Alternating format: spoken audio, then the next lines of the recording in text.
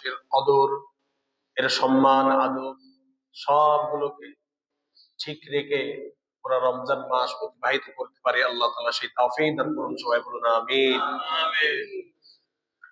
প্রিয় উপস্থিতি, রমজান মাস চলে আসলো। এই মাসের কিছু করণীয় এবং বর্জনীয় আমল রয়েছে। প্রত্যেক রোজাদারের সেই বিষয়গুলো জানা থাকা দরকার, যাতে করে তার রোজাগুলো সুন্দরভাবে পালন হয়, সে ওই সমস্ত গুনাহ থেকে বেঁচে থেকে রোজাগুলোকে সুন্দরভাবে পালন করতে পারে। এই বিষয়ে কিঞ্চিত ধারণা থাকা দরকার। যে কোনো জিনিসের ধারণাবিহীন করাটা এটা তেমন ফলপ্রসূ হয় না, তেমন ফলদায়ক হয় না। যে কোনো জিনিস এর পন্থা এবং তরিকা রয়েছে। আমরা জানি এটা রোজা, রমজানের মাস, যেটা আরবিতে বলা হয় সিয়াম। সিয়াম অর্থ হলো বিরত থাকা। তো প্রিয় উপস্থিতি, বিরত থাকা এটা হলো তার শাব্দিক অর্থ। পারিভাষিক অর্থ আল্লাহ তাআলার সন্তুষ্টি লাভের উদ্দেশ্যে পানাহার, স্ত্রী সহবাস ইত্যাদি থেকে বিরত থাকা, এটার নাম হলো রোজা। তো প্রিয় উপস্থিতি, আমরা কি শুধু পানাহার থেকে বিরত থাকবো, নাকি আরো অন্যান্য কাজকর্ম রয়েছে সেগুলা থেকেও আমাদের বিরত থাকতে হবে? এ বিষয়ে আমাদের জানা থাকা দরকার। অনেক ব্যক্তি সারাদিন পানাহারে থাকলো, পানাহার থেকে বিরত থাকলো, কিন্তু এরপরও তার রোজাকে কবুল করা হলো না। তার রোজাটা, তার সিয়ামটা আল্লাহ তাআলার দরবারে গ্রহণযোগ্যতা পেল না। এর কারণ কি? যদি কারণ দেখা যায়, হয়তো এই ব্যক্তি অহেতুক কর্মকাণ্ডের মধ্যে লিপ্ত ছিল রোজারত অবস্থায়, মানুষের গীবত, পরনিন্দা, ঝগড়া বিবাদে লিপ্ত ছিল, এই জন্য হয়তো আল্লাহ তাআলা কবুল করে নাই। মিথ্যাবাদ ইত্যাদি নষ্ট কর্মের মধ্যে সে লিপ্ত ছিল, এই কারণে মহান রব্বুল আলামিন তার এই রোজাকে কবুল করেন নাই। তো আসুন, যেহেতু আমরা কষ্ট করতেছি, এর সাথে আরেকটু কষ্ট করি। আমরা মানুষের পরনিন্দা, মিথ্যা ইত্যাদি বদ আখলাক হইতে নিজেদেরকে বিরত রাখি, যাতে করে আমাদের এই রোজাটা আল্লাহ তাআলার জন্য কবুল হয় এবং আল্লাহ তাআলা গ্রহণ করে নেন। আল্লাহ তাআলা সেই তৌফিক দান করুন, আমিন। তো কথা না বাড়িয়ে মূল আলোচনা আমি চলে যাচ্ছি। আমাদের সর্বপ্রথম জানতে হবে, যেহেতু রোজা হলো মানুষকে রক্ষা করে, যেমন নবী কারীম সাল্লাল্লাহু আলাইহি ওয়াসাল্লাম একটি হাদিসের মধ্যে ইরশাদ করেছেন, আসিয়ামু জুন্নাতুন, রোজা হলো ঢাল স্বরূপ। আল্লাহ তাআলা রোজাকে ঢালের সাথে তুলনা কেন করলেন? অন্য কোনো জিনিসের সাথে তুলনা করতে পারতেন, কিন্তু আল্লাহ তাআলা সরাসরি আল্লাহ নবী কারীম সাল্লাল্লাহু আলাইহি ওয়াসাল্লামের মাধ্যমে তিনি রোজাকে ঢালের সাথে তুলনা করেছেন। অর্থাৎ এই কারণে যে ঢাল যুদ্ধের সময় যখন তীর, বল্লম ইত্যাদির আঘাত মানুষের দিকে ধেয়ে আসে, ওই যুদ্ধবাজ ব্যক্তি তখন এই ঢালের মাধ্যমে সেগুলোকে প্রতিহত করে, এটার মাধ্যমে নিজেকে রক্ষা করে। ঠিক রোজার মাধ্যমে একজন ঈমানদার ব্যক্তি তার ঈমানকে রক্ষা করবে, নিজেকে জাহান্নাম থেকে রক্ষা করবে। তো আমার আর আপনার রোজা যদি আমাকে জাহান্নাম থেকে রক্ষা করতে না পারে, অশ্লীলতা বাহ্যাপনা থেকে রক্ষা করতে না পারে, তাহলে তো এটা বলাই যায় যে এই রোজাগুলো হচ্ছে না। নামে শুধু পানাহার থেকে বিরত থাকা হচ্ছে, কিন্তু এটার যে উদ্দেশ্য, সেই উদ্দেশ্য আমি পূরণ করতে পারি না বিধায় এই রোজাগুলো তেমন কার্যকর ভূমিকা রাখতে পারতেছে না। রোজার আরো বড় উদ্দেশ্য, সবচেয়ে বড় উদ্দেশ্য হলো তাকওয়া অর্জন করা। কি অর্জন করা? তাকওয়া অর্জন। এই তাকওয়া এমন একটি শব্দ, এর মধ্যে সবকিছু চলে এসেছে। সামগ্রিক তাকওয়া অর্জন করা। কারণ যে ব্যক্তির মধ্যে ক্ষুধাভীরতা নেই, সে নামাজ আদায় করবে, সিয়াম পালন করবে, যাকাত আদায় করবে ইত্যাদি করা সত্ত্বেও সে খারাপ কাজ থেকে বিরত থাকতে পারবে না, কারণ তার মধ্যে ক্ষুধাভীরতা নেই, তাকওয়া নেই। মহান রব্বুল আলামিন কোরআনুল কারীমের মধ্যে ইরশাদ করেছেন, ইয়া আইয়ুহাল্লাযীনা আমানু কুতিবা আলাইকুমুস সিয়াম কামা কুতিবা আলাল লাযীনা মিন ক্বাবলিকুম লাআল্লাকুম তাত্তাকুন। হে ঈমানদারগণ, কুতিবা আলাইকুমুস সিয়াম, তোমাদের উপরে রোজাকে আমি ফরজ করে দিয়েছি। আল্লাহ তাআলা এখানে না এখন না, কুতিবা আলাইকুমুস সিয়াম, তোমাদের উপরে রোজাকে আমি ফরজ করে দিয়েছি। কামা কুতিবা আলাল লাযীনা মিন ক্বাবলিকুম, এই ফরজ শুধু আমাদের উপরে নয়, এই ফরজ রোজা যে এটা ফরজ বিধান, এটা শুধু আমাদের জন্য নয়, পূর্ববর্তী অনেক কওম গিয়েছে, অনেক জাতি গিয়েছে, মহান রব্বুল আলামিন সবার উপরে এই রমজানকে ফরজ করে রাখছিলেন। তবে আলহামদুলিল্লাহ, শুকরিয়া আদায়ের বিষয়, বিভিন্ন নবীর জামানায় বিভিন্ন সিস্টেমে এটা ফরজ ছিল। কারোর লাগাতার রোজা ফরজ ছিল, 2 মাস 1 মাস যেটাই হোক। আবার কারোর এমন ছিল একদিন রোজা, আবার একদিন ইফতার, আবার আরেকদিন রোজা, এইভাবে রোজা ফরজ ছিল। কিন্তু মহান রব্বুল আলামিন আমাদেরকে ভালোবেসেছেন, ওইভাবে সারা বছর ফরজ না করে একটা মাসের মধ্যে সব রোজাগুলোকে জমা করে দিয়েছেন। এই জন্য শুকরিয়া আদায় করা উচিত। আল্লাহ তাআলা আমাদের জন্য বিধানগুলোকে সহজ করে দিয়েছেন।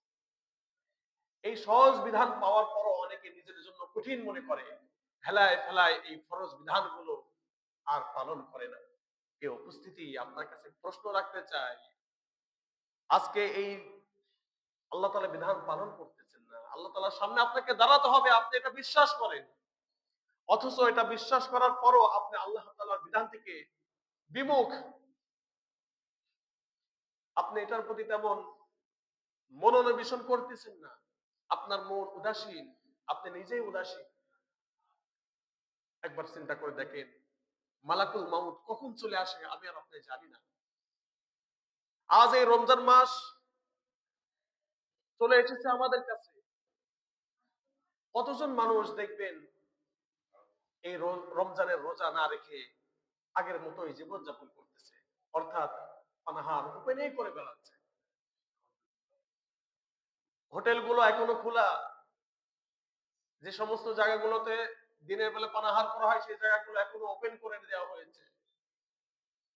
এই যে রোজার পরিবেশটা আমরা নষ্ট করে রাখতেছি, যারা বিজনেস করতেছেন মনে করতেছেন এই রমজান মাসে আপনি অনেক কিছু করে ফেলবেন, আল্লাহকে ভয় করুন। আপনার এই বিজনেস করাটা এখন আপনার জন্য ধোঁকার কারণ, আপনার এই ক্রয় বিক্রয়টা আপনার জন্য জাহান্নামে যাওয়ার অন্যতম কারণ হবে। মনে রাখা দরকার, যে ব্যক্তি গুনাহ করে তার তো গুনাহ হয়, সাথে যারা সহযোগী রয়েছে তারও অনুরূপ গুনাহ হয়। তো আপনার দোকানে, আপনার হোটেলে একজন প্রাপ্তবয়স্ক ব্যক্তি যার উপর রোজা ফরজ, সে পানাহার করতেছে, আপনি টাকা পাচ্ছেন। যেই ব্যবসা ছিল জান্নাতে যাওয়ার অন্যতম একটি মাধ্যম, যে ব্যবসাকে বলা হয়েছিল হালাল, কিন্তু সেই হালালের মাধ্যমে আপনি হারাম কাজটি করলেন। এই হালালের মাধ্যমে আপনি হারাম কাজটি করলেন, একজন ব্যক্তির রোজা ভাঙার ক্ষেত্রে আপনি সহযোগিতার ভূমিকায় থাকলেন। সে উপস্থিতি, সব হালালই আপনাকে জান্নাতে নিবে বিষয়টা এমন না, অনেক হালাল আপনাকে জাহান্নামেও নিয়ে যাবে। এজন্য আসুন আমরা বিষয়টা বোঝার চেষ্টা করি। এই রোজার মাস আপনার হোটেল বা এই সমস্ত চা স্টল ইত্যাদি বন্ধ রাখলে আপনি ফকির হয়ে যাবেন না। আপনি একবার চিন্তা করে দেখুন যে আল্লাহ তাআলার বিরুদ্ধাচরণ করতেছেন, যে আল্লাহ তাআলার সন্তুষ্টির জন্য পুরো জীবন আপনার ওয়াকফ করে দেওয়া দরকার ছিল, এই আল্লাহ দেয়া শক্তি, এই আল্লাহ তাআলা দেয়া মেধা ব্যয় করে আপনি এত টাকা উপার্জন করলেন, আবার এখনো হোটেল খুলে রাখলেন। একবার চিন্তা করে দেখুন, যদি মহানবুল আলামিন আপনার এই মেধাকে যদি নষ্ট করে দেয় তাহলে আপনি পাগল হয়ে যাবেন। আপনার এই শক্তি এক মুহূর্তের মধ্যে যদি নস্যাৎ করে দেন, কেড়ে নেন, তাহলে কিন্তু আপনি বিছানাগত হয়ে যাবেন। আপনার এই শক্তিও তখন কাজে লাগবে না, মেধাও তখন কাজে লাগবে না। একের পর এক যে টাকাগুলো আপনি জমা করেছিলেন, এই টাকাগুলো খরচ করতে করতে আর জিরোর কোথায় চলে আসবে, শূন্য হয়ে যাবে, তেমন আপনার কিছুই থাকবে না। একসময় আপনি যাকাত দিতেন, এখন মানুষ আপনাকে যাকাত দিবে। এমন পরিণত করতে পারেন না? অবশ্যই পারেন। আল্লাহ তাআলাকে ভয় করুন, আল্লাহ তাআলাকে ভয় করুন, আল্লাহ তাআলা দেখতেছেন। ইন্নাল্লাহা সামিউন বাসীর, ইন্নাল্লাহা সামিউন বাসীর, লা তাখুযুহু সিনাতুন ওয়ালা নাওম। তিনি এমন যার সত্তা সদা সর্বদা দেখেন, সদা সর্বদা শোনেন। লা তাখুযুহু সিনাতুন ওয়ালা নাওম। মানুষের একটা সময় না ঘুমালেও তন্দ্রা চলে আসে। দেখবেন আমাদের এখানে অনেকে বসে থাকেন, বসতে বসতে ঘুমাচ্ছে না কিন্তু তন্দ্রা চলে আসে, ঘুমের একটা আফসাচ্ছা ভাব চলে আসে। আল্লাহ তাআলাকে এই ভাবটাও ধরে না। সবাই বলি সুবহানাল্লাহ। সার্বক্ষণিক, অলওয়েজ, একবার 24 আওয়ার্স, 24 ঘন্টা আপনাকে দেখতেছেন, আপনার কাজ কর্ম তিনি পর্যবেক্ষণ করতেছেন, তিনি অবজার্ভ করতেছেন। আল্লাহ তাআলার দৃষ্টি সীমার বাইরে আপনি যেতে পারবেন না, সম্ভব না। যা কিছু করতেছেন সবগুলো লিপিবদ্ধ করা হচ্ছে, সবগুলো লিপিবদ্ধ করা হচ্ছে। তো আসুন আমরা আল্লাহ তাআলার কাছে তওবা করি। আল্লাহ তাআলা আমাদেরকে তওবা করার তৌফিক দান করুন। আমিন। তো প্রিয় উপস্থিতি, রোজার অন্যতম একটি কারণ এই তাকওয়া অর্জন, সার্বিক তাকওয়া, সার্বিক ক্ষুধাভীরতা। যে কোনো বিষয়ে আপনি ব্যবসা করতে যাচ্ছেন, এই ব্যবসাটা আপনি কম বেশি করেন, কেউ দেখে না, কেউ বোঝে না, কিন্তু বোঝেন তিনি কে, দেখেন তিনি কে। আপনি যে কম করতেছেন, ব্যবসাতে সমস্যা করতেছেন, ভেজাল করতেছেন, কেউ দেখে নাই, কেউ ধরতেও পারবে না, বুঝতেও পারবে না। বোঝার ক্ষমতা তো একজন আর আছে, তিনি আল্লাহ। এই যে রোজা আপনাকে এই শিক্ষা দেয়, তাকওয়া অর্জন, তাকওয়া অর্জন। যে কোনো বিষয়ে তাকওয়া না থাকলে ওই ব্যক্তি যা ইচ্ছা তাই করতে পারে। যে ব্যক্তির তাকওয়া নেই, একজন ভালো ব্যক্তি আর খারাপ ব্যক্তির মাঝে পার্থক্য কি তা জানেন? একজন ভালো ব্যক্তি আর খারাপের মাঝে পার্থক্য শুধু ছোট্ট একটি শব্দ, তাকওয়াবান। কিবান? যে খারাপ কাজ করতেছে তার মধ্যে তাকওয়া নেই, সে আল্লাহকে ভয় করে না। আর যে আল্লাহকে ভয় করে, নামাজ কালাম সবকিছু ঠিকঠাক মতো আদায় আদায় করতেছে, তার মধ্যে কি আছে? তাকওয়া আছে। একটা শব্দের পার্থক্য, একজনকে জান্নাতি আর একজনকে কি বানিয়ে দিয়েছে? জাহান্নামী বানিয়ে দিয়েছে, মাত্র একটা শব্দের মাধ্যমে। আর আল্লাহ তাআলা ওই জায়গাতেই মেহনত করার জন্য এই রমজান মাস দান করেছেন। সবাই বলে আলহামদুলিল্লাহ। এখন আপনার কাছে প্রশ্ন রাখি, আপনি এই রমজান মাসে তাকওয়ার উপরে মেহনত করবেন, নাকি আপনি আগের মতোই চলাফেরা করবেন? এই রমজান আসার পরেও যদি আমার আর আপনার মাঝে তেমন পরিবর্তন সাধিত না হয়, আমি আর আপনি যদি নিজেকে পরিবর্তন ঘটাতে না পারি, নিজের লাইফটাকে চেঞ্জ করতে না পারি, তাহলে তো হলো না। অনেকে কি করে, শুধু এই রমজানের জন্য নিজেকে পরিশুদ্ধ করে, নিজেকে সবকিছু থেকে বিরত রাখে, নিজেকে পরিবর্তন করে, কিন্তু পুরো মাসের জন্য করে না। এটাও তো হলো না। রমজান এটা আপনাকে প্র্যাকটিস করাবে কিভাবে এই জিনিসটা, এই তাকওয়াটা সারা বছর ধরে রাখা যায়। সারা বছর ধরে রাখা যায় কিভাবে, এই রমজান এসে আপনাকে এটা প্র্যাকটিস করাবে। অর্থাৎ এই মাসের মধ্যে আপনার ঈমানী শক্তি এমন ভাবে বাড়িয়ে নিতে হবে, এই ঈমানী শক্তিতে যেন পুরা 11 মাস আমরা চালাতে পারি নিজেদেরকে সেইভাবে। এই জন্য এই রমজান মাস, লাআল্লাকুম তাত্তাকুন, যাতে তোমরা তাকওয়া অর্জন করতে পারো। নিরেট এই তাকওয়া অর্জনের জন্য, কারণ একটা মানুষের মাঝে তাকওয়া না থাকলে সে নামাজে হওয়া সত্ত্বেও জান্নাতে যেতে পারবে না। একটা মানুষের মাঝে তাকওয়া না থাকলে সে ভালো কিছু করছে কিন্তু তাকওয়া নেই, দেখতে ভালো দেখা যায় কিন্তু মহানবুল আলামিনের দরবারে কি হয় নাই? কবুল হয় নাই। কারণ কি নেই? তাকওয়া নেই। আর তাকওয়া হা হুনা, তাকওয়া এমন একটি জিনিস যেটা দেখা যায় না। তাকওয়া এমন একটি জিনিস যেটা দেখা যায় না। ইন্না আকরামাকুম ইনদাল্লাহি আতকাকুম। দেখেন আল্লাহ তাআলা আবার এখানে তাকওয়ার কথা বলেছেন। আল্লাহ তাআলার কাছে একটাই পরিচয়। মহানবুল আলামিন কাল কিয়ামতের ময়দানে শ্রেণী বিন্যাস করবেন। কি বিন্যাস করবেন? কি দিয়ে করবেন? আলেম হলেই সে প্রথম শ্রেণীতে 5 ওয়াক্ত প্রচুর নামাজ পড়েছে, নফল তাহাজ্জুদ সব পরিবর্তন ফেলাইছে, সে প্রথমে না। ইন্না আকরামাকুম ইনদাল্লাহি আতকাকুম। আল্লাহ তাআলার কাছে সবচেয়ে বেশি সম্মানিত ওই ব্যক্তি যে তোমাদের মাঝে বেশি তাকওয়াবান। অর্থাৎ দুনিয়াতে যে ব্যক্তি বেশি তাকওয়া অর্জন করেছে সেই এক নম্বরে, সেই প্রথম কাতারে। ومن يطع الله والرسول فاولئك مع الذين انعم الله عليهم من النبيين والصديقين والشهداء والصالحين. সুবহানাল্লাহ। যে ব্যক্তি আল্লাহ এবং রাসূলের আনুগত্য করলো, আল্লাহ এবং রাসূলের আনুগত্য মানে এই রোজা প্রেরণ করেছেন তিনি কে? তাহলে রোজা পালন করা মানে কার আনুগত্য হলো? এই রোজাটা কিভাবে আদায় করতে হবে, রোজায় আদায় করতে গিয়ে কি কি জিনিস থেকে বিরত থাকতে হবে, এগুলা প্র্যাকটিক্যালি কে দেখিয়ে দিয়েছেন? নবী করিম সাল্লাল্লাহু আলাইহি ওয়াসাল্লাম। তার দেখানো পথ অনুযায়ী যখন আমার আমলটা আমি করতে পারবো, এটা পরিপূর্ণ করতে পারবো নবী করিম সাল্লাল্লাহু আলাইহি ওয়াসাল্লামের দেখানো পথ অনুযায়ী, তাহলে কার অনুসরণ করা হবে? রাসূলের অনুসরণ করা হবে। যখন আল্লাহর অনুসরণ হবে, রাসূলের অনুসরণ হবে, ফাউলাইকা মাআল্লাযীনা আনআমাল্লাহ, আল্লাহ তাআলা বলতেছেন আমি যাদের উপরে নিয়ামত বর্ষণ করেছি, যাদেরকে বরকত দিয়ে পরিপূর্ণ করে দিয়েছি, এই ব্যক্তি তাদের সাথেই থাকবে।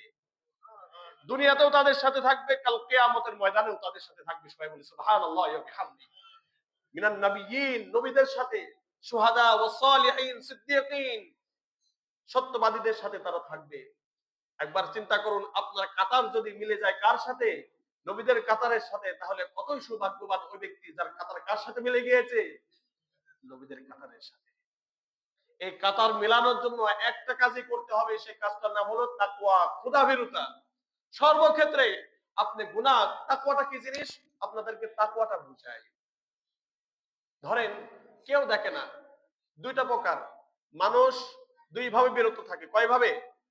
একটা চক্ষু লজ্জায় বিরত থাকে, একটা মানুষের ভয়ে বিরত থাকে, যে আমি যদি এই কাজের মধ্যে লিপ্ত হই, ওপেন এই কাজটা যদি করি, মানুষ আমাকে কি বলবে, না করা যাবে না। আছে না এমন? মানুষের দেখানোর উদ্দেশ্যে, মানুষের চক্ষু লজ্জায়, মানুষের ভয়ে একটা কাজ থেকে বিরত থাকে, এটার নামও তাকওয়া। এটার নামও কি? তাকওয়ার প্রথম প্রকার। মানুষকে দেখে সে বিরত থাকে, অন্যথায় সে কি থাকতো না? বিরত থাকতো না। এই তাকওয়ার কোনো দাম নেই আল্লাহ তাআলার কাছে।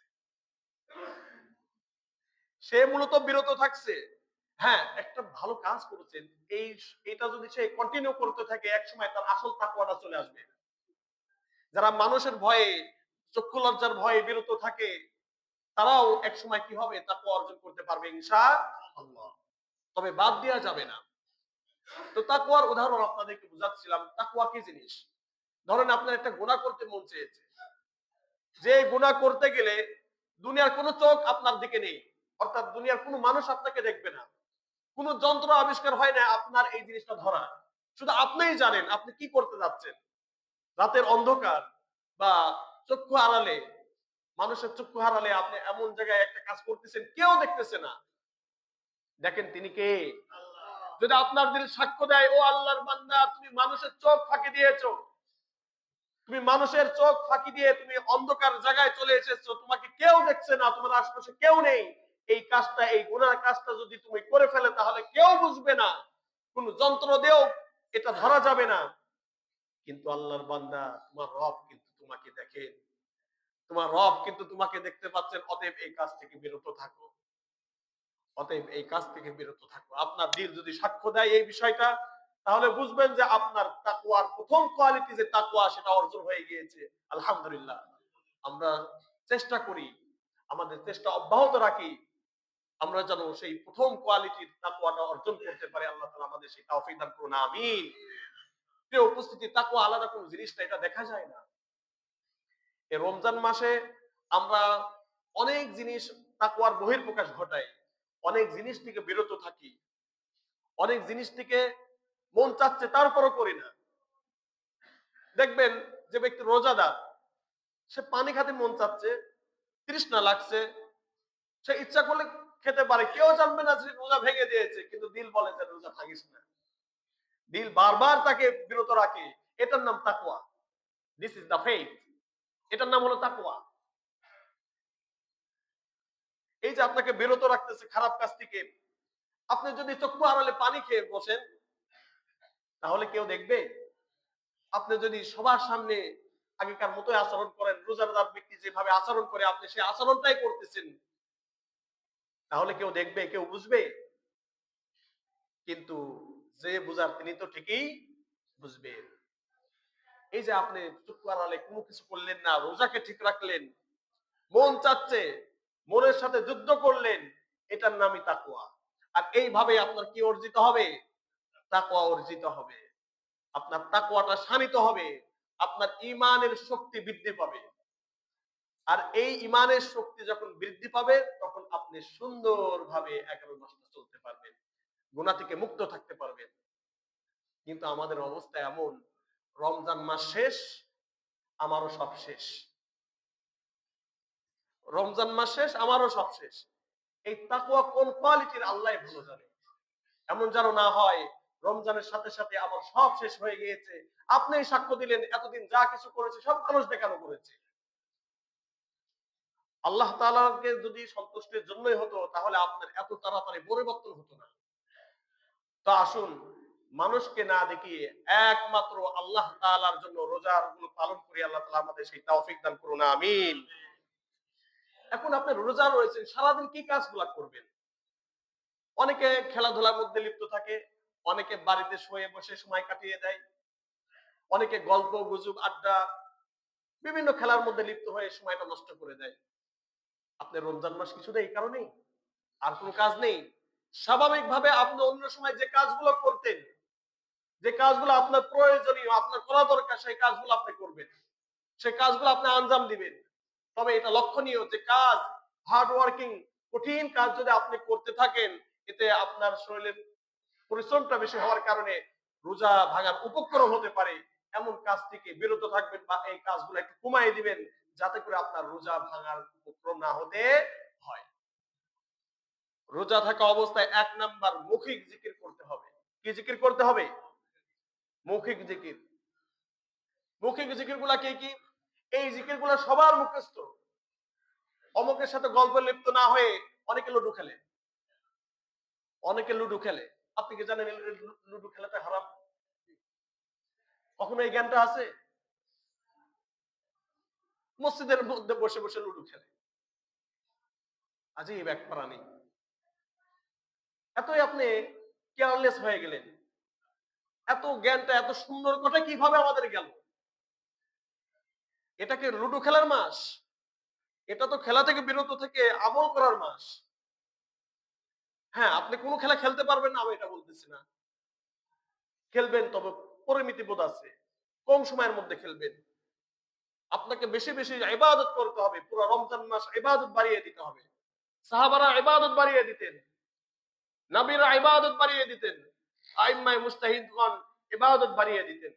আমি আর আপনি কি বাড়িয়েছি? প্রিয় উপস্থিতি, আপনি একসময় নফল পড়তেন না, এই মাসে 2-1 রাকাত করে নফল পড়েন। 1 রাকাত তো পড়া যায় না, কমপক্ষে 2 রাকাত করে নফল পড়েন। প্রত্যেক ওয়াক্তে জোহরের নামাজে একটু আগে চলে আসেন, সুন্নাহ পড়েন, তারপরে ইমাম সাহেবের সাথে জামাতে নামাজ আদায় করেন। এরপরে সুন্নাহ রয়েছে, সুন্নাহ পরে 2 রাকাত 4 রাকাত নফল নামাজ পড়ে বাসায় যান। অনেকে গল্প করে মসজিদে বসে বসে, এটা তো ঠিক নয়। মসজিদে বসে বসে আপনি গল্প করতেছেন, 1 নাম্বার মসজিদের আদব আপনি রক্ষা করতে পারলেন না, এই কাজটা ঠিক হলো না। তো যারা কোরআন তেলাওয়াত জানেন, মৌখিক জিকিরের কথা বলতেছে, যারা কোরআন তেলাওয়াত করতে পারেন, তারা সবার সর্বপ্রথম বাকি কাজগুলোতে কি করবেন? কোরআন তেলাওয়াত করবেন। এটা হলো এমন একটি জিকির, যেই জিকির করলে দিলের মধ্যে একটা শান্তি অর্জিত হয়। এই শান্তি এমন একটি শান্তি, মানুষের পেরেশানি দূর করে দেয়। সুবহানাল্লাহি ওয়া বিহামদিহি, আলা বিযিকরিল্লাহি তাতমাইন্নুল কুলুব। এই রোজার মাসে যখন, এই রোজা হলো কিসের মাস? কোরআনের মাস। শাহরু রমাদান আল্লাযী উনজিলা ফীহিল কুরআন হুদাল লিন-নাস ওয়া বায়িনাতিন মিনাল হুদা ওয়াল ফুরকান। আল্লাহ তাআলা বলতেছেন এই রমজান মাস কেন সম্মানিত হয়েছে? এই রমজান মাসকে দেখলে আমরা এত কেন ভয় পাই? কেন এত কিছু থেকে বিরত থাকি? সম্মান রক্ষার্থে আমরা বিরত থাকি, আদব রক্ষার্থে আমরা অনেক কিছু থেকে বিরত থাকি। যারা আল্লাহ তাআলার বিধান মানে না, তারপরও অনেক মেপে চেপে চলাফেরা করে, আগের মতো চলাফেরা করতে পারে না। যেভাবে হোক সে রমজানের রোজার এই আদব গুলা সে রক্ষা করতে চায়। কিসের কারণে? আল্লাহ তাআলা বলতেছেন এই রমজান মাসের যে এত সম্মান, এটা কোরআনের কারণে। কিসের কারণে? কোরআনের কারণে। তাহলে রমজান মাসে সর্বোত্তম যে জিকিরটা বেশি বেশি হবে সেটা কি? কিসের জিকির? কোরআন তেলাওয়াতের জিকির।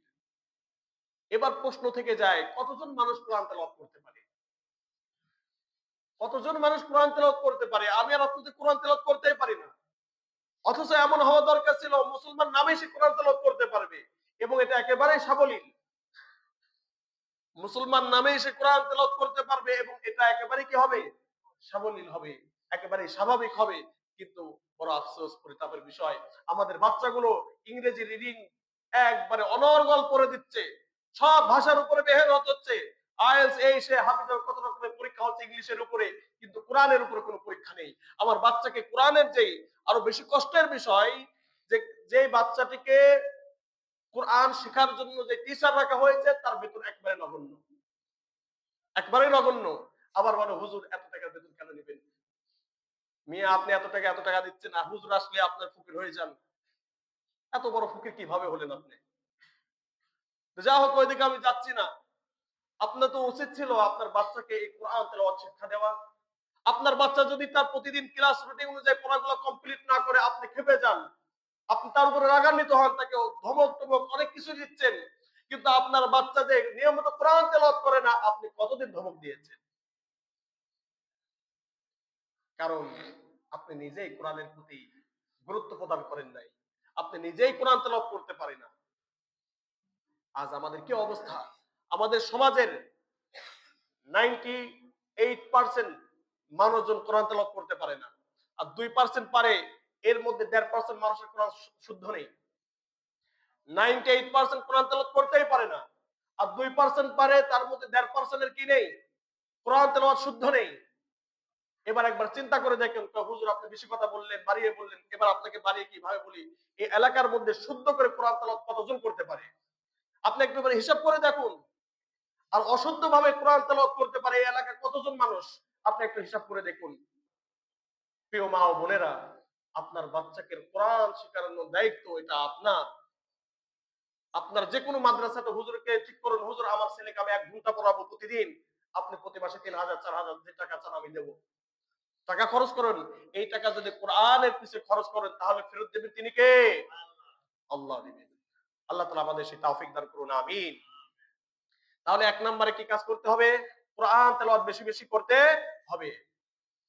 এরপরে ইফতারের সামনে, আমরা ইফতারের সামনে কোনো দোয়া করি না, এটা কেমন হলো? আল্লাহর বান্দা ইফতারের সামনে পেয়েছেন, আপনি দোয়া করতে থাকেন। আপনি যখন ইফতার সামনে পেয়েছেন ওই সময় আপনি দোয়া করতে থাকেন। রোজাদারের ব্যক্তি রোজার, আল্লাহ তাআলা তার প্রতি এই পরিমাণ সম্মান দেখিয়েছেন, নবী করিম সাল্লাল্লাহু আলাইহি ওয়াসাল্লাম ইরশাদ করেন, সালাসু দাওয়াত, 3টা দোয়া এমন রয়েছে লা তুরাদ্দু, কখনো ফেরত দেওয়া হয় না। 3টা দোয়া এমন রয়েছে যে দোয়াগুলোকে কি করেন না আল্লাহ তাআলা, ফেরত দেন না। দাওয়াতুল ওয়ালিদ, পিতামাতার দোয়া, সুবহানাল্লাহ। ও যুবক ভাইরা, তুমি পিতামাতার সাথে খারাপ আচরণ করতেছো, তোমাকে আমি বলতে চাই, তোমার পিতামাতা যদি তোমার পক্ষে দোয়া করে তাহলে তো তুমি কামিয়াব। আর যদি তোমার পিতামাতার দোয়া তোমার বিপক্ষে চলে যায়, দুনিয়ার সমস্ত শক্তি তোমার পক্ষে চলে যাবে, তারপরে তোমার ধ্বংস অবধারিত। নাউজুবিল্লাহি মিন যালিক। তো আসুন আমরা পিতামাতাকে সম্মান করি, তাদের থেকে দোয়া নিতে শিখি। 2 নম্বর দোয়া, ওয়া দাওয়াতুস সাইম। সবাই বলে সুবহানাল্লাহ। রোজাদার ব্যক্তির দোয়া। কার দোয়া? যে ব্যক্তি রোজা রয়েছে। আপনার কি দরকার? আপনার অনেক পেরেশানি রয়েছে, কারো কাছে বলতে পারেন না। আপনার অর্থনৈতিক সংকট রয়েছে, কারো কাছে আপনি হাত করতে পারেন না। চাইতে হবে কার কাছে? আর আপনি যদি রোজাদার হন, এই অবস্থা আল্লাহ তাআলা কখনো ফেরত দিবে না। হয়তো 1 মাস 2 মাস পরে অবশ্যই আপনার সেই পেরেশানি, আপনার সেই সংকট অবশ্যই তিনি দূর করে দিবেন। তিনি কে? ওয়া দাওয়াতুল মুসাফির, মুসাফির ব্যক্তির দোয়াকে আল্লাহ তাআলা কবুল করেন। এই 3টা সময়, এই 3 শ্রেণীর মানুষের দোয়া আল্লাহ তাআলা ফেরত দেন না। আল্লাহর উপরে বিশ্বাস আছে তো? যদি বিশ্বাস থাকে তাহলে বেশি বেশি কি করুন? দোয়া করুন। আল্লাহ তাআলা আমাদেরকে বেশি বেশি দোয়া করার তৌফিক দান করুন, আমিন। আরেকটা আমল, সদকার আমল। কিসের আমল? নবী করিম সাল্লাল্লাহু আলাইহি ওয়াসাল্লাম তিনি সাধারণত এই পরিমাণ দান করতেন, তাকে বলা হতো দানবীর। নবী করিম সাল্লাল্লাহু আলাইহি ওয়াসাল্লামকে কি বলা হতো? দানবীর বলা হতো। এছাড়াও তিনি রমজান মাস এর প্রতি এই পরিমাণ সম্মান জ্ঞাপন করতেন যে এই পরিমাণ দান বাড়িয়ে দিতেন, নবী করিম সাল্লাল্লাহু আলাইহি ওয়াসাল্লামের কাছে আর কিছুই থাকতো না। সুবহানাল্লাহি ওয়া বিহামদিহি। আমি আর আপনি শুধু যাকাত প্রদান করি, এটা ঠিক না। প্রতিদিন আপনি ইফতারের একটা পরিমাণ 30 টাকা, 40 টাকা, 100 টাকা করে কিছু মানুষকে টার্গেট করেন, আমি এই টাকাগুলো প্রতিদিন একজন ব্যক্তিকে দেব। আমি প্রতিদিন একজন ব্যক্তিকে রমজানের রোজা আদায়ের জন্য তার খাবার দাবারের ব্যবস্থা করে দেব। এইভাবে ছোট্ট ছোট্ট কাজগুলো করতে থাকেন। আপনার এই ছোট্ট ছোট্ট দানগুলো একসাথে যখন জমা হবে, বিশাল বড় পাহাড়ের মতো হয়ে যাবে ইনশাআল্লাহ। এই জন্য বেশি বেশি কি করবেন? দান দান করবেন। আর যে কাজগুলো থেকে আপনি বিরত থাকবেন, এটা আমি 2 মিনিটের মধ্যে বলে দেব। যে কাজগুলো করলে আমাদের রোজা নষ্ট হয়ে যাবে, 1 নম্বরে মিথ্যা কথা বলা। কি বলা? মিথ্যা কথা বলা। নবী করিম সাল্লাল্লাহু আলাইহি ওয়াসাল্লাম ইরশাদ করেছেন, মাল্লাম ইয়াদা কাওলা যুর ওয়াল আমালা বিহি ফালাইসা লিল্লাহি হাজাতুন ফি আন ইয়াদা তাআমাহু ওয়া শারাবাহু। নবী করিম সাল্লাল্লাহু আলাইহি ওয়াসাল্লাম বলছেন, যে ব্যক্তি রোজা থাকলো কিন্তু মিথ্যা কথা ছাড়তে পারলো না, সগল করে ছাড়তে পারলো না, পরনিন্দা ছাড়তে পারলো না, খারাপ কাজ অনুযায়ী আমল করা ছাড়তে পারলো না, নিজের খায়েশাতের প্রবৃত্তি পূজা করা ছাড়তে পারলো না, এই ব্যক্তি রোজা থাকা আর না থাকা সমান কথা। নাউযুবিল্লাহি মিন যালিক। আপনি রোজা থাকলেন বা আমি রোজা থাকলাম বা যে কোনো ব্যক্তি রোজা থাকলো কিন্তু এই মিথ্যা, সগল করে পরনিন্দা এগুলা ছাড়তে পারলো না, তাহলে তার রোজাকে, সে নামে রোজা হবে কিন্তু কাজে রোজা হবে না। যে রোজা আপনাকে জাহান্নাম থেকে বাঁচাবে কিন্তু ওই রোজাতে পরিণত হবে না। এই জন্য মিথ্যা কথা কি করতে হবে? ছেড়ে দিতে হবে। মিথ্যা কথা থেকে বিরত থাকতে হবে। পরনিন্দা, অনেকে সমালোচনা করে, ও আল্লাহর বান্দা, আপনি তো আল্লাহর অনেক বিধান মানেন না, আপনার দোষই তো কত প্রকার। আমি মনে করি সবচেয়ে বেশি দোষ আমার। আমার যদি সমালোচনা শুরু করেন, এর ফিরিস্তি অনেক লম্বা। প্রত্যেক ব্যক্তির আলাদা আলাদা কি রয়েছে? দোষ রয়েছে। আপনি নিজের দোষ নিজের মধ্যে রেখে অন্য সমালোচনা কোন মুখ দিয়ে করেন? আপনার একটু হায়া থাকা দরকার, একটু লজ্জা থাকা দরকার। আপনি অন্য সমালোচনা কিভাবে করেন? আপনি কি মুত্তাকি হতে পারছেন? আপনি কি জান্নাতি? আপনি কি আল্লাহ তাআলা আপনাকে ক্ষমা ঘোষণা করে দিয়েছে যে আপনি সমালোচনা করতে পারবেন? তোমাকে সমালোচনার জন্য দুনিয়াতে প্রেরণ করেছি। এজন্য সমালোচনা করবেন না। আমাদের অনেক দোষ। মানুষের সমালোচনা করে লাভ আছে? আর দোষ দেয় তো মানুষ। আপনি নিজেকে শুধরান। আমি কতটুকু এই রোজার মাসে নিজেকে উন্নত করতে পারতেছি, এইটা নিয়ে কাজ করেন। এইভাবে চিন্তা ভাবনা করেন।